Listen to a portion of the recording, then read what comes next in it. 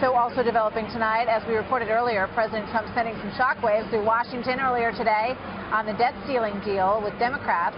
It came just an hour before the president hit the road once again, and he was pushing his tax reform plan at a North Dakota oil refinery. And here's what he said. Listen.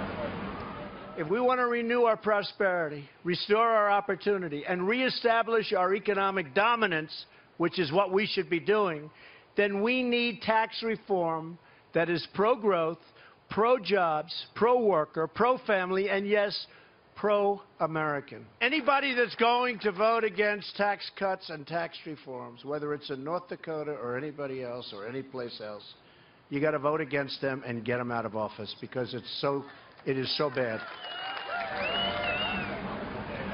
Big applause for that. In that group, Congressman Mark Meadows is chair of the House Freedom Caucus, a very powerful group whose influence could make or break tax reform.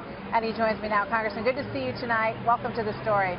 It's great to be with you, Martha, and our heart goes out, obviously, to the folks there in Texas, but certainly those in harm's way, potentially in Florida as well.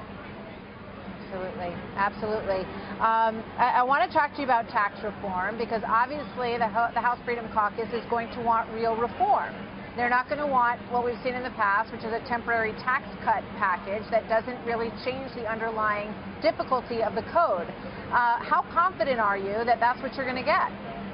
Well, I'm confident that if we continue to listen to the people, your viewers, the ones that are tuned in right now, that we'll get it done. Because, I mean, I just came back from being back home in North Carolina over August.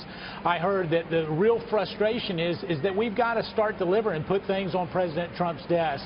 So I'm very confident that we will actually make good progress in the next 3 to 4 weeks.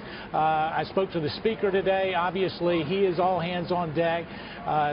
We'll be meeting with the West Wing, Mr. Cohn, tomorrow to try to make sure that we deliver on behalf of the American people and really what President Trump has campaigned on for a long time. So what's your message going to be to the White House? Because, would you vote for something that was only tax cuts and that didn't have sort of commensurate spending function and also real tax reform that changes the way, the code works and lowers the corporate tax? I mean, would you vote for anything that didn't include those things? Well, I think our primary focus must be is to simplify it. Everybody wants to get rid of the IRS. They want to go to a simplified postcard to be able to fill out their tax return. We have an opportunity right here to do real reform. Now, we can cut the rates and we can pound ourselves on the chest or pat ourselves on the back and say we've done a job well done. But really, that's not what the president has promised. That's not what the Freedom Caucus has promised. We want real reform. If we get real reform, we'll get the economy moving again. And as we get the economy moving again, moms and dads on Main Street will be able to put more money back in their pocket. And so it's all about reform instead of just the cuts. In terms of Steve Bannon, who felt very strongly about these things and, sort of has your ear and you have his, I'm sure, how impactful can he still be outside the White House on these issues? Well, you were breaking up a little bit there, Martha, but I think, how influential can he be outside of that? I can tell you the president not only is weighing in with members of Congress directly as he looks at tax reform, if that's what you were saying. The West Wing is all in on this, but it's not just with members of the Freedom Caucus, it's across the board.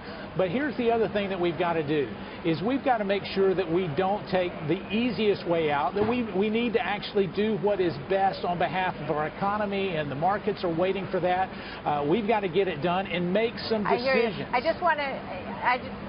asked you about Steve Bannon specifically and whether or not he has your ear and if you are pressing for the things that are important to him and important to you when it comes to your discussions with the president.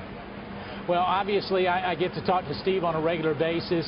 We get to talk to a number of people. For me, I think the more information that you get, the better your informed decisions are going to be. But it's all about that Trump voter, the ones who turned out on November 8th, making sure we deliver for them. If we can do that, and I believe that we can, then what happens is we start to gradually return the confidence in Washington, D.C. Right now, it's at an all-time low. I think even today we look at that and say, at what point will we get a win? Congressman Meadows, thank you very much. Good to have you with us tonight.